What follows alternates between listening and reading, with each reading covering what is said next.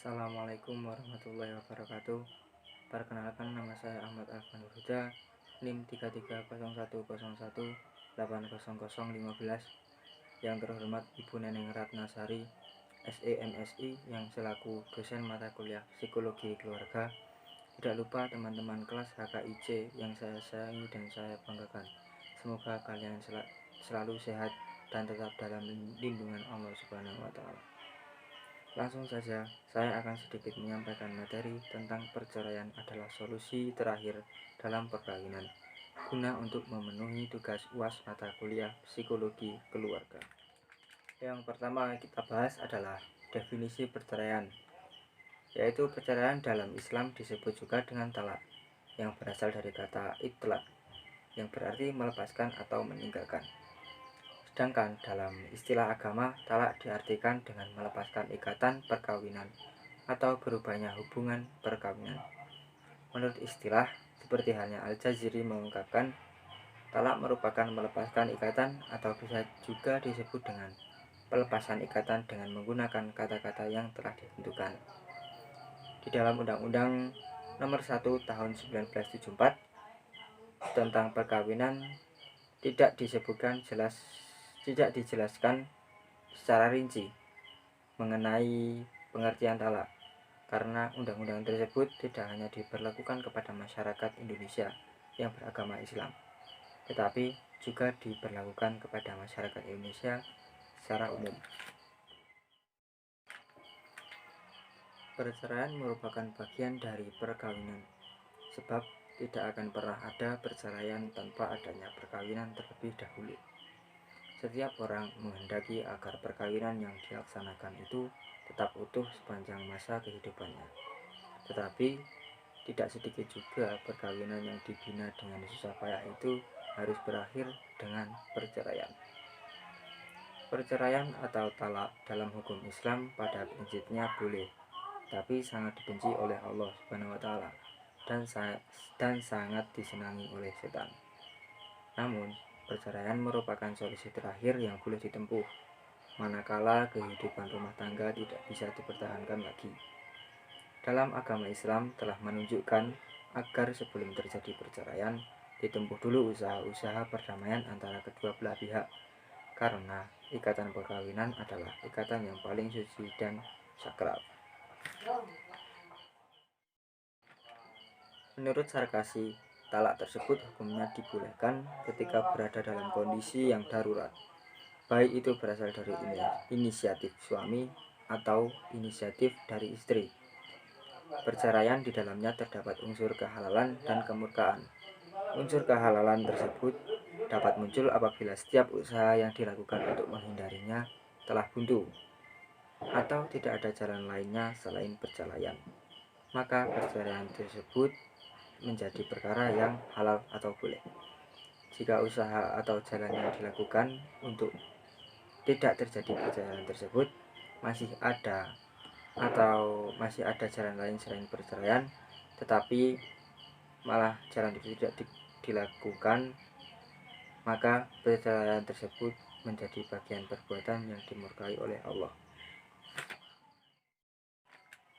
Kemudian perlu diketahui juga sebab-sebab perceraian yang dijelaskan dalam kompilasi hukum Islam pasal 116, bahwa yang pertama, salah satu pihak berbuat zina atau menjadi pemabuk atau penjudi dan lain sebagainya yang sulit untuk disembuhkan. Misalnya ada sepasang suami istri yang istrinya atau suaminya itu berbuat zina kepada orang lain atau menjadi pemabuk yang sangat berat dan bermain judi terus. Nah, perbuatan tersebut itu tidak bisa atau sulit untuk disembuhkan, atau orangnya tersebut sulit untuk bertaubat, untuk melakukan hal-hal yang baik. Nah, bisa juga alasan tersebut dijadikan sebagai bahan untuk bercerai. Itu bisa. Kemudian yang nomor 2, salah satu pihak meninggalkan pihak yang lain, yaitu 2 tahun berturut-turut tanpa izin pihak lain dan tanpa alasan yang sah atau karena hal lain di luar kemampuannya. Kemudian yang nomor 3, salah satu pihak melakukan kekejaman atau penganiayaan berat yang membahayakan pihak lain atau biasa disebut sebagai KDRT. Kemudian yang nomor 4, salah satu pihak mendapat cacat badan atau penyakit dengan akibat tidak dapat menjalankan kewajiban sebagai suami atau istri. Sebagai contohnya, saya pernah membaca sebuah berita yang membahas tentang sebuah perceraian akibat sang suami tidak bisa memenuhi kebutuhan seksual seorang istri. Jadi suami tersebut mengidap penyakit seperti penyakit impoten, dan istrinya itu tidak mau mempunyai suami yang mempunyai penyakit impoten. Kemudian istrinya tersebut menggugat di pengadilan. Kemudian yang nomor 5, antara suami dan istri terus-menerus terjadi perselisihan dan pertengkaran yang tidak ada harapan akan hidup rukun lagi dalam rumah tangga. Kemudian nomor 6, suami melanggar taklid talak. Taklid talak yaitu perjanjian yang diucapkan oleh suami setelah akad nikah dan dicantumkan dalam akta nikah berupa janji talak yang digantungkan kepada suatu keadaan tertentu yang mungkin terjadi di masa yang akan datang. Kemudian yang terakhir, peralihan agama atau murtad yang menyebabkan ketidakrukunan dalam rumah tangga. Tapi jika terjadi murtad di antara suami atau istri dan tidak menjadikan ketidakrukunan di antaranya, maka pernikahan boleh tetap dilanjutkan meskipun sudah tidak berbeda keyakinan. Maksudnya, jika ada salah seorang suami atau istri itu murtad atau pindah agama, tetapi hidup mereka biasa saja atau tidak terjadi cekcok antara keduanya tersebut, itu dilanjutkan boleh-boleh saja. Seperti itu. Poin penting bagi laki-laki yang nantinya pasti akan menjadi seorang suami dan pemimpin rumah tangga, yaitu jaga lisan kalian karena ucapan seorang laki-laki lebih tajam hukumnya daripada ucapan seorang istri ketika berbicara soal talak. Misalnya, seorang suami hanya bilang kepada istrinya seperti, "Sudah, kamu pulang saja ke rumah orang tuamu."